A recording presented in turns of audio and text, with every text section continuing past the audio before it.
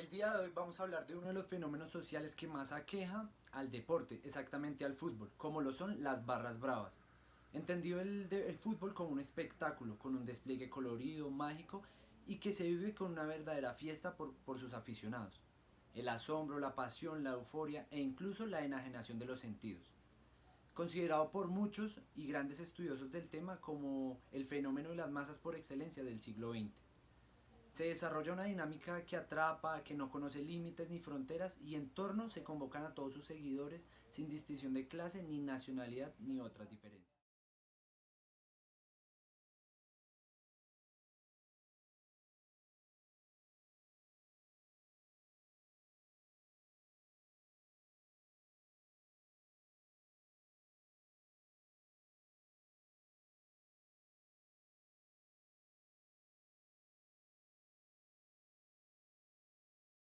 En este momento les voy a hablar de cómo identificar los miembros de una barra brava.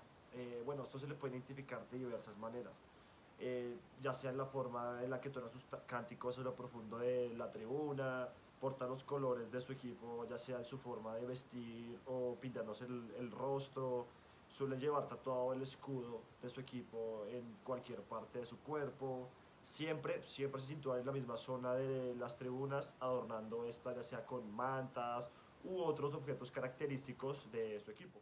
Bueno, nos preguntaremos de dónde viene este término barra brava. Entonces, este término nació netamente en Sudamérica, especialmente en Argentina y territorios cercanos a donde el fenómeno llegó con el paso de los años, como México o Costa Rica.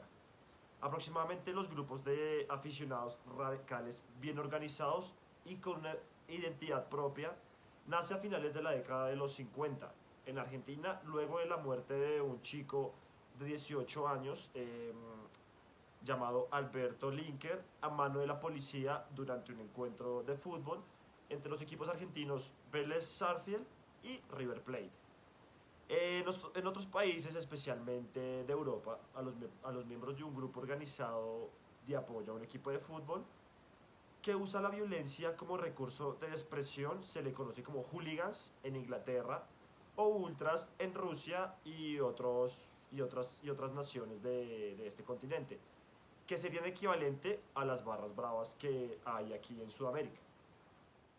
Nosotros tomamos como referentes a los hooligans, debido a que son una de las barras bravas más conocidas a nivel mundial procedentes del Reino Unido. Bueno, vamos a hablar de su trascendencia, de su ideología y también de su cultura. Bueno, en Reino Unido, la prensa oficial y los portadores del Palacio de Buckingham identificaron este término con la creciente ola de marginalidad, sobre todo en las grandes industrias. Así pues, se asoció con una determinada vestimenta, un argot, unas pautas de conducta y ciertos barrios implicados en esta. Incluso, esto llegó a englobar diversas acciones como robos, prostitución, robos a ciudadanos en la vía pública o el percibir los subsidios oficiales destinados a los desempleados. No hubo una clara intención de diferenciar a los grupos violentos de los actos relacionados con el mundo del fútbol. De este modo, los hooligans propiamente dichos, los desocupados o excluidos del sistema, fueron asimilados en todo el mundo de las barras bravas, de Sudamérica y ultras del resto de Europa. Vamos a hablar un poco sobre la ideología de los hooligans. Estos aficionados agresivos, seguidores de un equipo en concreto, suelen enfrentarse a menudo con grupos del equipo contrario durante el encuentro. La tensión aumenta durante los llamados clásicos o derbis de la ciudad, que son encuentros entre equipos, como lo había dicho, de la misma ciudad o equipos de una gran competencia histórica. Esos encuentros violentos entre estos grupos han dado lugar a numerosas muertes, un promedio de media docena en el año de la década de los 90 y las tragedias a lo largo de la historia del fútbol inglés en 1985 en el estadio de Heysel, Bruselas. Bueno, vamos a contarles un poco de qué pasó acá. Aquí lo que aconteció fue que murieron 39 personas, en su mayoría italianos, durante un ataque de los aficionados del Liverpool de Inglaterra, que esta noche jugaba contra la Juventus italiana, la final de la Copa Europea. Los muertos fueron trasladados y heridos y el partido se jugó igual. Ok, a partir de los años 60 del siglo XX, muchas subculturas juveniles como los skinhead, los Herbert, los mod, los punk, los root boy se han visto ligadas al movimiento hooligan. Bueno, aquí les voy a hablar un poco sobre la cultura hooligan. Bueno, el surgimiento del hooligan se da en los años 60, cuya conducta era aceptada debido a que se consideraba un deporte de la clase obrera. Dicha conducta se transformó en una conducta desviada al ingresar a la clase media al mundo del fútbol, estereotipándose al fanático de la clase obrera como hooligan, siendo los varones y jóvenes y la clase baja los principales integrantes que mostraban agresividad. Esta conducta de violencia en el fútbol es contemplada de manera de ritual, una forma en la que el individuo puede reducir sus instintos violentos dentro de la vida social.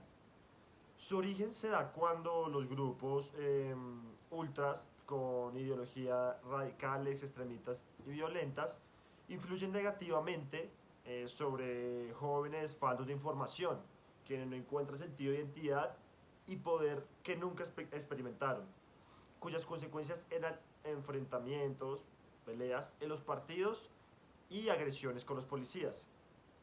Aunque se cree que esto es un problema que surge al buscar una respuesta a la frustración, siendo factor social el principal influyente de estas conductas, puesto que ya existen en estos grupos de ambiente de protección e identificación.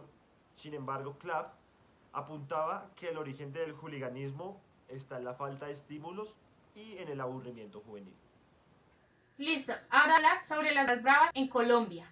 Para esto voy a iniciar con una frase de Mauricio Campo, la cual dice, y abro comillas: detrás de todos los símbolos, los uniformes y los cánticos a favor de un equipo y en contra de sus rivales, se esconden aspectos como territorialidad, violencia e identidad de miembros de sociedad que deciden vivir y hasta morir en torno a una barra de fútbol. Las primeras barras estructuradas en el país surgieron en 1987 y en 1986 con los saltarines del equipo Santa Fe y Escándalo Verde en Nacional. En 1991 se fundó la barra Blue Rain de Millonarios y posteriormente nació Comandos Azules. Todos ellos adoptaron y crearon maneras nuevas de alentar a sus equipos. Los cantos estaban inspirados en los barristas argentinos y el movimiento que hacían en sus tribunas, lo cual empezó a llamar la atención de muchos jóvenes. En un inicio, las acciones de lo que hoy conocemos como barras bravas se daba exclusivamente en el estadio y por supuesto no incluía la violencia física. Pero con el pasar del tiempo, los cánticos y los enfrentamientos se fueron haciendo cada vez más agresivos y eso causó problemas con la policía dentro y fuera del estadio. La identidad de un barrista funciona con un sentimiento de pertenencia que se renueva durante cada espacio ritual de un partido. Aunque se tiende a creer que las barras bravas están compuestas por jóvenes y adultos de clase media, se ha demostrado por diversas investigaciones que su procedencia es totalmente heterogénea y conviven personas de diversa condición y estrato socioeconómico. Estas investigaciones también han ayudado a concluir que los jóvenes integrantes de estas barras buscan en estos grupos la inclusión que la sociedad en general les niega. En estas barras son alguien, tienen una identidad y un sentimiento de fidelidad extremo. Para finalizar, queremos informarles que Colombia es el único país de Sudamérica con políticas de gobierno para este tipo de manifestaciones sociales, a partir de la entrada en vigencia de la Ley 1270 de 2009, por la cual se creó la Comisión Nacional para la Seguridad, Comodidad y Convivencia en el Fútbol, la cual dice: todas las barras en Colombia han tenido alteraciones del orden público, así su ideología no sea precisamente eso. Muchas de esas barras han sufrido una serie de transformaciones. Cierro comillas.